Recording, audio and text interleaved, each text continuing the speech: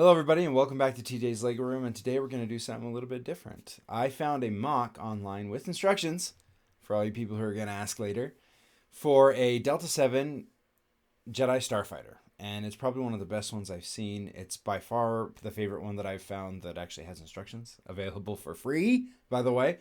This is the mock Delta 7 from Mr. Idler on Flikr.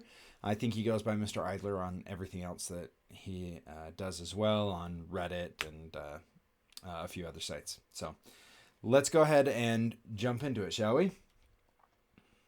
So this is Mr. Idler's Delta 7 Jedi Interceptor. This particular mock obviously is a little bit different than the colors that he put on there. I have reasons for that. But I was such a huge fan when I saw this for multiple reasons, actually. There are still a few things that aren't fantastic or that have some struggles. But to be honest, I think this is probably one of my favorite builds that I've ever done. So, one of the main things that I really liked was I was trying to figure out a way to integrate cannons into the Jedi Starfighters. And he did an amazing job of making these cannons very flush with the surface of the mock, but then also leaving them completely clear. If you look, there's like a channel right there that actually allows the laser cannon to fire. And then underneath, he has a mirrored version.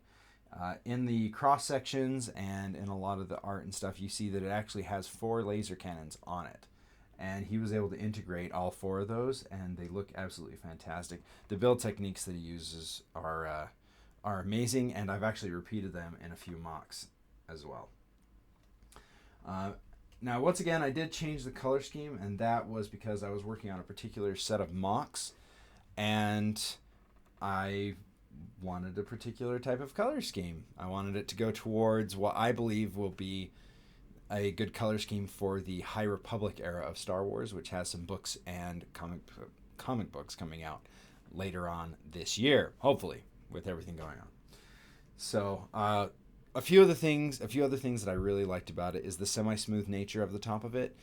I know it's really hard to get a completely smooth surface at the minifigure scale, but he did an amazing job, I think. The shaping of the mock is extremely good as well. I'm really happy with the way that he was able to use this large slope piece here, but then also go into the tapered front end point. This is not a new technique. This is very common on Jedi Starfighter mocks, and the reason is because it's just a really good technique. But I liked the integration of this piece so that you could use some other more recent Jedi Starfighters and still use the pieces that come with it and change the color scheme. I do like the way that the cockpit comes back. I love the way the engines integrate. I'm going to show you the underside here. The building techniques that he used to get those underside, the engines, and everything else underneath. Most of it's just regular brick building.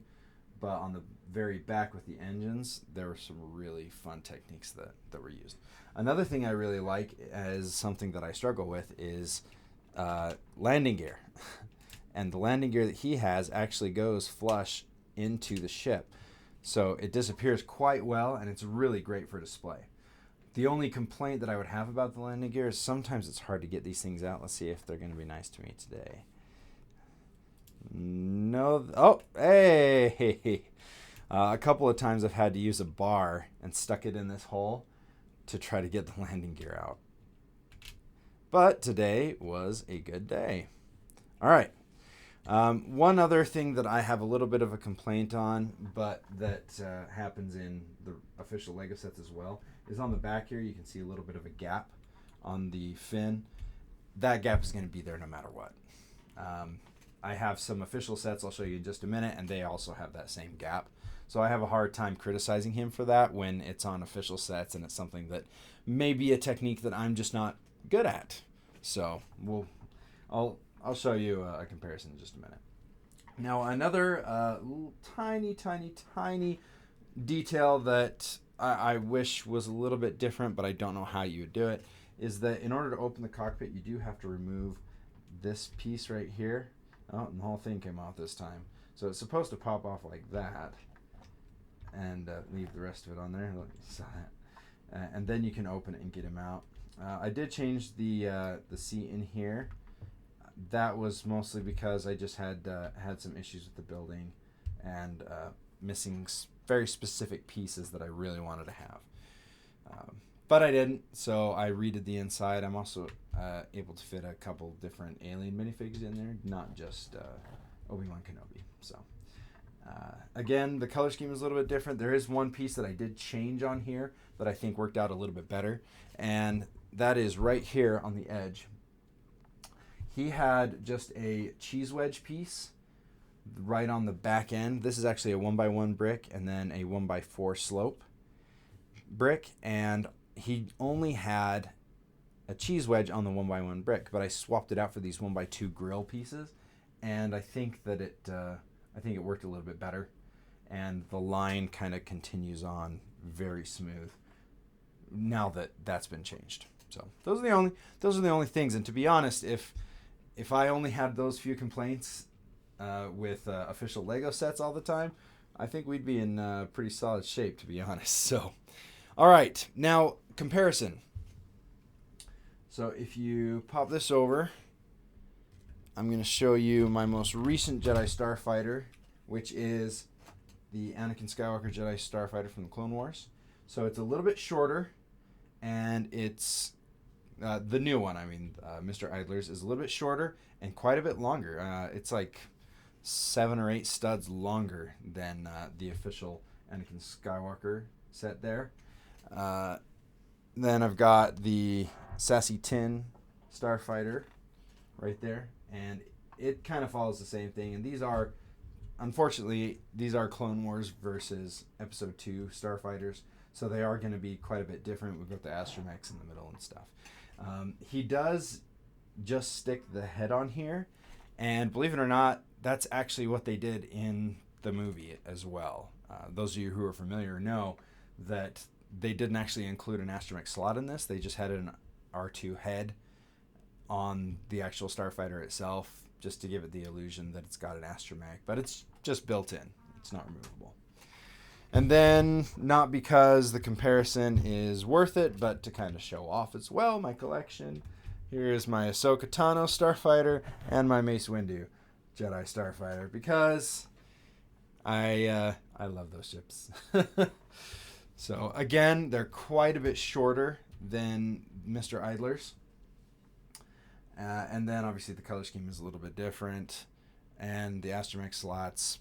A couple things that I do really appreciate that he did is he did use the newer bubble canopies instead of these older ones, and he went with the Sassy Tin Starfighter cockpit. If we look, he uses the same pieces to build around the outside of the cockpit. Sorry about that. I knocked my microphone over.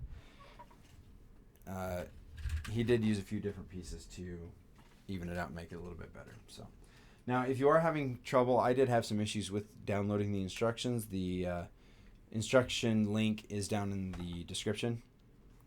If you do have a problem, I recommend downloading a program called WinRAR, WinRAR.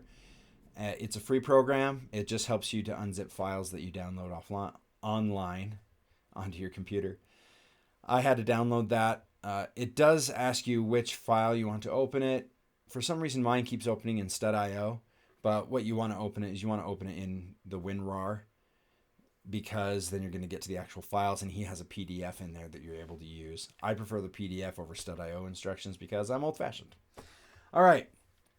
Now, if you've actually stayed into the video this long, props to you. Thank you so much. I have 2 things that I would like to cover with you. Number 1, I recently qualified for monetization on YouTube, and I would like to know if that is something that you guys would be okay with. It would allow me to build bigger mocks. I do have the Batman in Star Wars series that I am still working on, and I have an idea for a bat cave that is pretty much the biggest thing that I've ever built, ever. I can't really afford to do it. It would take me a few years to get the money together, apparently. But if I was able to start monetizing on YouTube, it would be a lot easier for me to create that. And so I'm going to ask you guys to leave a comment and let me know if you'd be okay if I started putting ads on. I think I've already been approved for it. I already have a little section in my analytics that says, hey, this is how much money you potentially will make. I just want to let you guys know that right now I'm doing really good at my job, and so all the money that I would get from YouTube would be going back into the channel. So I'm able to support myself and my family with my regular job. So it would do nothing but make the channel bigger. This is my sales pitch to you to ask you if you'd be okay with watching ads on my videos. And if not, I understand that wasn't the point of this to begin with. Now the other point I want to make is I want to show you an upcoming mock. And the reason I did the color scheme in this is I have developed a High Republic Jedi Starfighter. And here it is. So this is my my next video is going to be on, my High Republic Jedi Starfighter. I hope you guys will have a wonderful weekend, and we will catch you guys next time in TJ's Lego Room. Bye.